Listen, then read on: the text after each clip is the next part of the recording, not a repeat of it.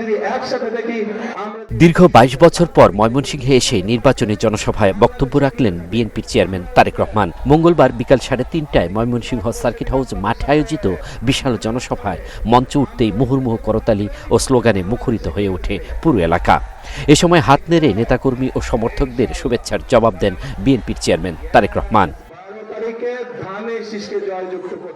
সারা দেশে বিএনপির চলমান নির্বাচনী প্রচারণার অংশ হিসেবে মঙ্গলবার দুপুরে সড়কপথে ময়মনসিংহে পৌঁছান তারেক রহমান। এ সময় তার সঙ্গে ছিলেন সহধর্মিণী ডাক্তার জুবাইদা রহমান। ২০০৩ সালের পর এই প্রথম ময়মনসিংহ সফরে এলেন বিএনপির এই শীর্ষ নেতা। জনসভাকে কেন্দ্র করে সকাল থেকেই ময়মনসিংহ উত্তর ও দক্ষিণ জেলা এবং মহানগরীর বিভিন্ন ওয়ার্ড থেকে নেতাকর্মী ও সমর্থকেরা খণ্ড খণ্ড মিছিল নিয়ে সমাবেশ স্থলে জড়ো হতে থাকেন। পাশাপাশি জামালপুর, নেত্রকোনা ও শেরপুর জেলা থেকে বাস যুগে হাজার হাজার নেতাকর্মী জনসভায় অংশ নেন। দুপুর ২:৩০টার পর সার্কিট হাউস মাঠ কানায় কানায় পূর্ণ হয়ে যায়। জনসভায় বক্তব্য রাখতে গিয়ে তারেক রহমান বলেন, এই দেশ জনগণের, ভোটের অধিকার কেড়ে নিয়ে কেউ চিরদিন ক্ষমতায় থাকতে পারে না। বিএনপি রাষ্ট্র ক্ষমতায় গেলে জনগণের হারানো অধিকার ফিরিয়ে দেওয়া হবে। আমরা এমন একটি বাংলাদেশ করতে চাই যেখানে মত প্রকাশের স্বাধীনতা থাকবে, বিচার ব্যবস্থা হবে স্বাধীন এবং তরুণদের কর্মসংস্থানের নিশ্চয়তা থাকবে। এ সময় বৃহত্তর ময়মনসিংহ অঞ্চলের চিকিৎসা সমস্যা নিয়ে কথা বলেন বিএনপি চেয়ারম্যান তারেক রহমান। প্রিয় ভাই বোনেরা, এই যে ৪ জেলার ভাই বোনেরা আজকে আপনারা এই মিটিং এ উপস্থিত হয়েছেন, এই এলাকার আরেকটি বড় সমস্যা হচ্ছে মানুষের চিকিৎসা সমস্যা। ঠিক আমরা ময়মনসিংহ সহ আশেপাশের জেলাগুলোতে এই ৪ জেলার ভাই বোনেরা আজকে উপস্থিত হয়েছেন, এখানে যেরকম আমরা জেলা হসপিটালগুলোকে আরো বড় করতে চাই।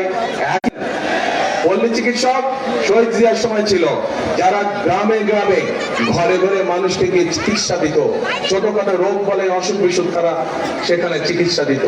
আমরা ঠিক একইভাবে বিশেষ করে যে মা বোনেরা আছেন তাদের চিকিৎসার অনেক সমস্যা হয়। শিশুরা এবং মা বোনদের অনেক সময় তারা হাসপাতালে যেতে পারে না। আমরা চাই এই মা বোনদেরকে সুচিকিৎসা দেওয়ার জন্য, আমরা চাই মা বোনেরা সহ শিশুরা যেন ঘরে বসে চিকিৎসা পেতে পারে, ছোটখাটো অসুখ বিসুখের চিকিৎসা যাতে তারা সেই সেবা যাতে। সেই জন্যই আমরা চিকিৎসা ব্যবস্থাকে উন্নত করতে চাই। চিকিৎসা ব্যবস্থা আমরা হেলথ কেয়ারার নিযুক্ত করার মাধ্যমে চিকিৎসা ব্যবস্থা আমরা তাদের ঘরে ঘরে পৌঁছে দিতে চাই। তারেক রহমান বলেন, বৃহত্তর ময়মনসিংহের ৪টি জেলায় ২৪টি আসনের প্রার্থীদের উপস্থিতিতে এই মহাসমাবেশ। এই ময়মনসিংহ এলাকা দেশের অন্যতম একটি কৃষি প্রধান এলাকা। এই অঞ্চলে আগে অনেক খালবিল ছিল, কিন্তু এখন সেগুলো ভরাট হয়ে গেছে। এসব খালগুলো পুনঃখনন করে কৃষি সেচের ব্যবস্থা করা হবে বলেও জানান তিনি। প্রিয় ভাই বোনেরা, এই ময়মনসিংহ জেলা একটি অন্যতম কৃষি প্রধান এলাকা। আমাদের এখানে একসময় অনেক খাল বিল ছিল না আগে।